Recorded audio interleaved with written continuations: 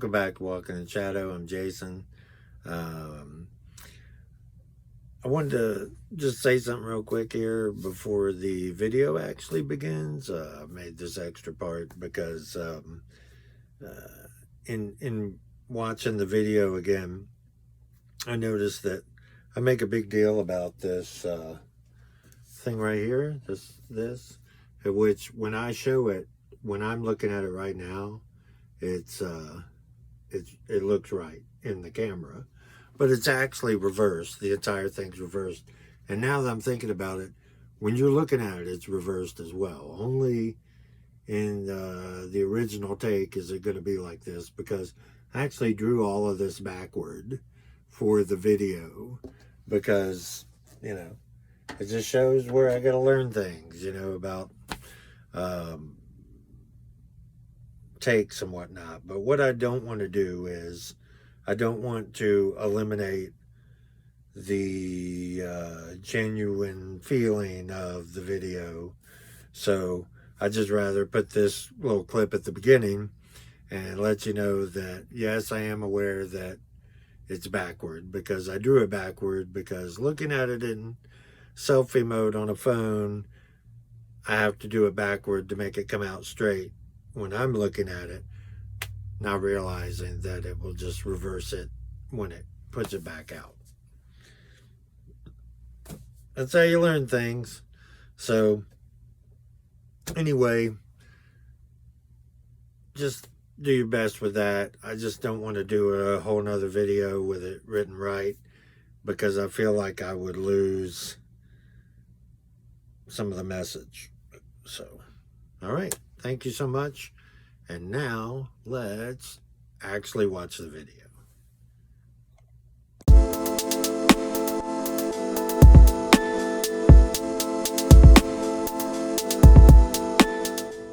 Welcome back to Walking in Shadow. I'm Jason. Welcome back for another Monday of the 4 agreements this month in November. We did Impeccable with Your Word on the first Monday, and then last week we did Don't Take Anything Personally. This week we're going to do Don't Make Assumptions. Then next week, of course, we'll do Always Do Your Best, and add my own agreements as well. So I hope everybody's doing well. I know the energy's been pretty whack right now. It's causing a lot of, sorry, I'm obsessed with my beard. Causes a lot of inner turmoil, or maybe even external turmoil. But we just got to hold the course. You know, we made it this long. Why stop now? It's always darkest before the dawn, right? All right.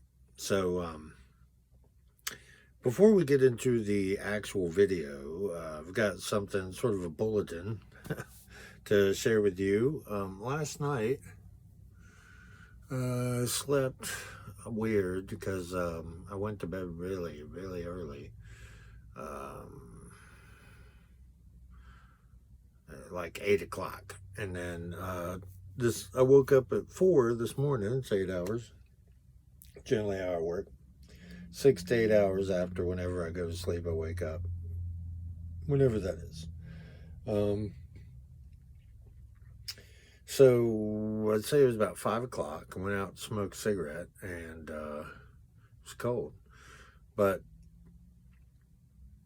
I'm not a expert astronomer or something. You know, I've been looking at the night sky for my entire life, and I have a pretty good knowledge of where the constellations are, what they are, where the planets are, general things like that. In my Starseed transmission tips, I talked about the Sky Guide app that I use on iPhone, because I can track like space junk, comets, asteroids, anything known satellites, to debunk anything that I see in the sky because I always want to check it first. Last night or this morning, about 5 o'clock Eastern, I saw something in the sky in a place where nothing generally is. Or obviously there's something there, but in my actual part of the sky that I can see, that part of the sky is just outside the visible spectrum. When there are stars and it's clear and everything, there's just nothing really there that I'm able to see. Well, this morning I saw something that, I have seen plenty of whatever you want to call them, UFOs or whatever. I've seen them, chased them. I had many encounters, but I don't feel like this is what that was. However, because of the shape of it and the fact that it not normally there ever, except last night, I don't know what to make out of it. I think it's a good bridge for today's video of the don't make assumptions, because obviously first I'll be like, bam, what's up? It's a message from Starseed Galaxy, Why is that there? I was really fixated on it. Now, I tried to take a picture of it, but fortunately all of my neighbors are so kind as to leave their back porch lights on as well as their front porch lights on. So while I can see the sky, I can't capture any stars. Like I did Jupiter at sunset picture because it was sunset and it's so bright you can see it anyway. But the majority of the regular stars, while being visible to my naked eyes, can't be picked up on the phone. So I couldn't pick it up, take a picture of it. I'm like, what am I going to do? I've got this little book that I've been carrying around now, that so that when I get inspired about some things or videos I'm going to make or things I need to work on, just go right in the book. So I keep it with me all the time so I can just put something in there. But didn't have pictures, so went old school with it, literally, and went and got my book, and I just wrote down, or I tried to make a picture of what I was looking at. You can see that. I've got a bigger version here. Just a second, we'll show it to you. Because I wanted your help. Because I cannot take a picture of this thing. I don't even know if it'll be in the sky tonight. But if so, if you could be so good as to help me. Pretty simple. If you're not aware, most people know about Orion's belt, the 3 stars in the sky is Orion's belt. They're in a line. Okay, and then the Pleiades, a little cluster of 7. That's general, what it looks like. But between Orion and Pleiades will be lower than Orion. In between these two, somewhere lower, because the time it was of day, like it went past the horizon soon, so I'm just guesstimating the best I can. Now, here's what it looks like, and I know this is not a normal constellation setup, but there were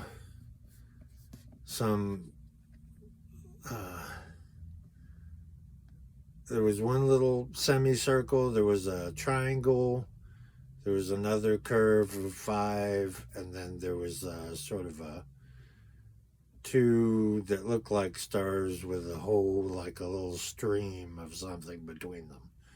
Now, the thing is, this wasn't like flying around. I mean, it was fixed, and it looked just like all the other stars do. It didn't look strange, other than the fact of the tight geometric formations that, you know, like Taurus looks like a V, or it's supposed to be a bull's head, and Hyades is the eye of the bull. And you can see that, or Orion's belt. But I mean, I can definitely make out a triangle, and then these were all shapes. Now, this is in reverse, actually. I just noticed, because I actually did have to, because of the way I make the video so I can see what's going on. And what you're going to see is, and I'm just using my phone as I do the phone, like selfie way pointed at me. So actually all of this would be reversed, except I've literally written it all backward and where it should all be, but except for this, because that is reversed. It actually looks like I say here in the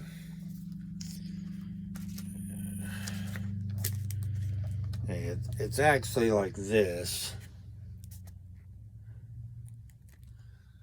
Those are just shapes that I drew underneath it to try to figure out what I was looking at. But so you can see that little semicircle is actually on the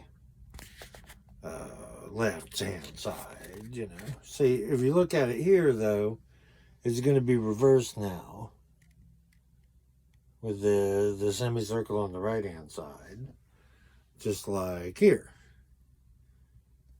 But if you can see, like,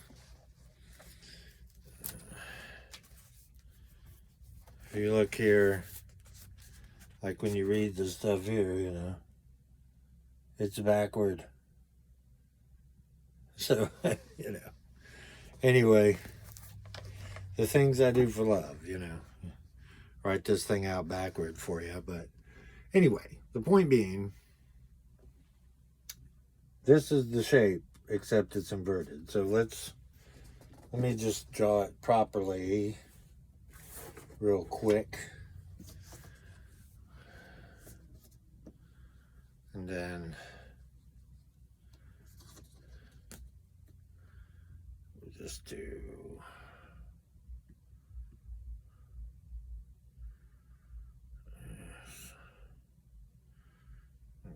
this and here, here, triangle underneath, and the semicircle.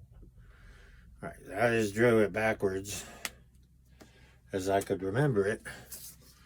So now, when you look in the sky, that is what you'll be looking for, because that's the shape that I saw, or multiple shapes, or whatever you want to say. But had I been able to take a picture of it, I would have shared it all day today, because it seemed very important. So that's that. That's today's business. I really appreciate it if you see it. You know, here's how we go into the assumptions. You know, I could assume it was, you know, like when they say a Christmas Carol, you know, oh, some mustard and bread. It doesn't agree with me, so that's why I'm seeing the ghosts. You know, like my natural assumption would be, oh, tonight nothing's going to be there, nobody's going to see anything, and everybody's just going to think kook. So hopefully somebody will see it. But that is an assumption. An assumption is when you go ahead and decide how either a situation is unfolding, or how like you know what another person wants or thinks without actually asking them, or there are observable patterns, of course, of behavior and of circumstances that could seem like assumption, But that's just observing a pattern. Doesn't mean the pattern can't change. In fact, more than likely it will change because most things are sort of naturally tilted toward chaos. So, there's an old saying, I think it is old. Um, when you assume, you make an ass out of you and me. ASS, the letter U, ME, assume. And, that's the old joke or whatever, but it really is true because the thing is that, we learned in the first agreement how powerful the word is, your word, the word you use with other people. So we're aware of that, okay? Second agreement, you're looking at don't take anything personally because your world is your own and it's unique. So now as we move into the third agreement, you're like, okay, well, I'm over here, you're over there. Your world is sovereign and infinite. My world is sovereign and infinite. But now we're going to interact. So it's natural for you to think of things in the terms of how you see it because that's the only way that you can. I mentioned it before about the whole walk a mile in somebody's shoes. I mean, maybe that's as far as you could walk, but you have to accept that you don't know. Like, people put themselves into a lot of grief when they assume, because if you decide before anything happens, like say some kind of outing, okay, like a Facebook group outing, there are many of them. I'm scheduled for some myself. If you assume that, oh man, it's going to be this weirdness and nobody's going to like me because blah blah blah, inner judge, who I hope you have named, giving you the business, and so you don't go. But then you get that old FOMO, fear of missing out, that creeps in. And so you're like, oh, what will I do? And all that stress and horrible drama and energy you're creating, I mean, that's all just inside of you. You're the only one suffering. So maybe ask, just ask. And then I mean, like, what's the point of all the, I mean, unless you are in some, everybody's in different situations. So maybe in your situation, subterfuge and being delicate and maneuvering or whatever, that's your style. Or maybe you're brash and in your face and upfront or whatever. Still, taken into the fact that you're not going to use the word outward to somebody to injure them or inward to injure yourself. When you approach a person, like,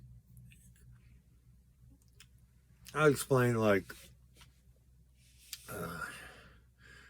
I am what's known as a highly sensitive person, okay?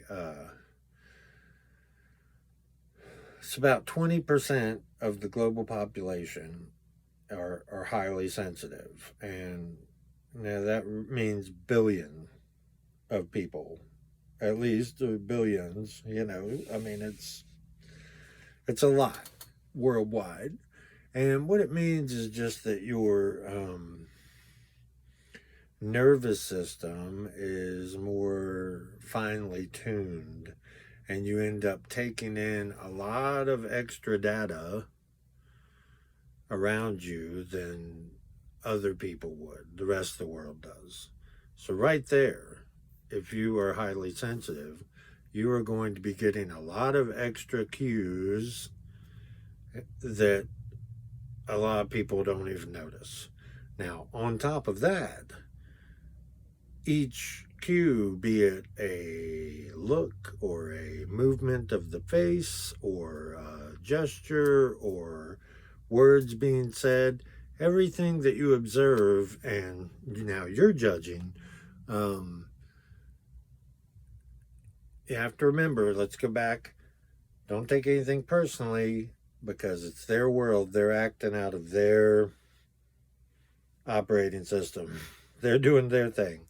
So while you can observe the data that you're receiving,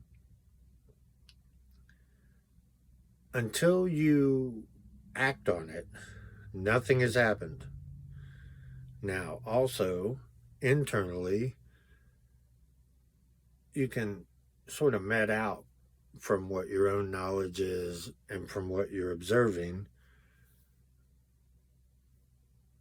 what's going on. But there's a point where, oh, well, he looked at her that way and then she responded like this. I don't know either one of them, but probably, and from there, you're creating drama. While, depending on the circumstances of the gathering and the people, that internal drama could become external and then infect them and everybody's gone crazy. Or, in a lot of cases, it just affects you and somehow skews your perception of things. So, be it straight out or be it in a tactful manner, you should just find out what you want to know. If there's stuff about a person you want to know, just ask them. If they're not worth asking, it's not worth finding out. You know what I'm saying? I mean, like, if you're like, I don't know, just, we use John and Jane Doe, make it easy. Jane Doe, she's something else. Well, I don't really like old Jane Doe.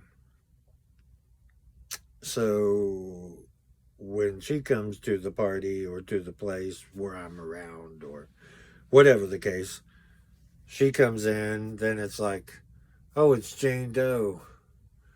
Well, now the party's gonna suck or something. Instantly. Whatever that is, whatever you have to stop yourself before you get that far. You don't know what's going to happen. You don't know what a person is dealing with outside of everything. Then they come into your space. So you have to just sort of, I'm not telling anybody how to act. Like, obviously to me, being the person I am astrologically and just as a person growing up and just all the things that make my world, my way of doing it is different from yours and everybody else's. That's what I'm saying, because I know how I will react, and I know, and the things I don't know about, my options are to find out about it or let it go. There's no in between for me, because what's that going to do? I mean, I can understand maybe waiting for the right time to ask somebody, like maybe not doing it impulsively unless your intuition tells you to do so. But if you get to a point where you're like, that, like more than a week, or if you only see this person once a year and you don't ask them on that year, just don't worry about it so much. Or maybe message them or something. I don't know. But the point is here, across the board, is that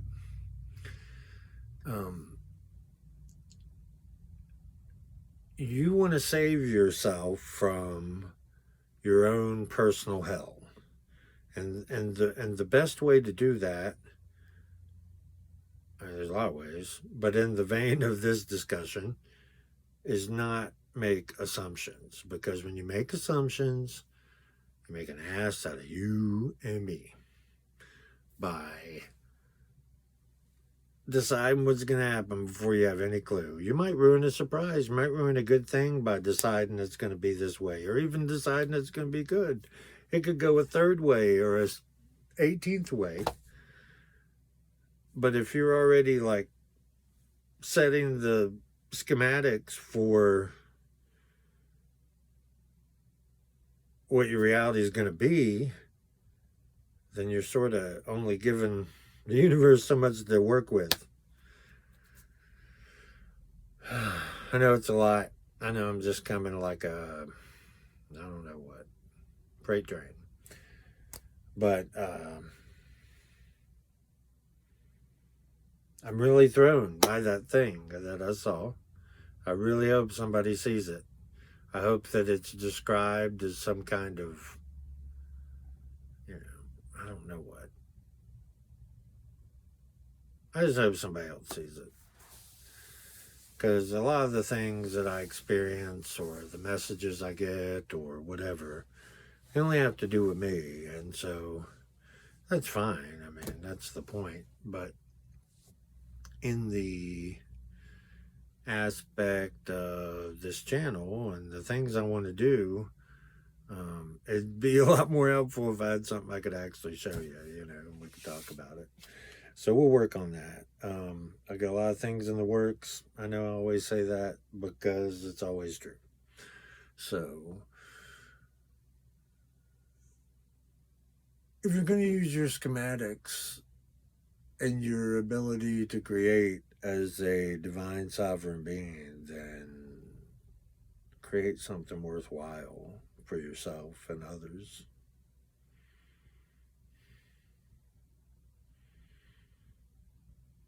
I'll see you later. Take it easy.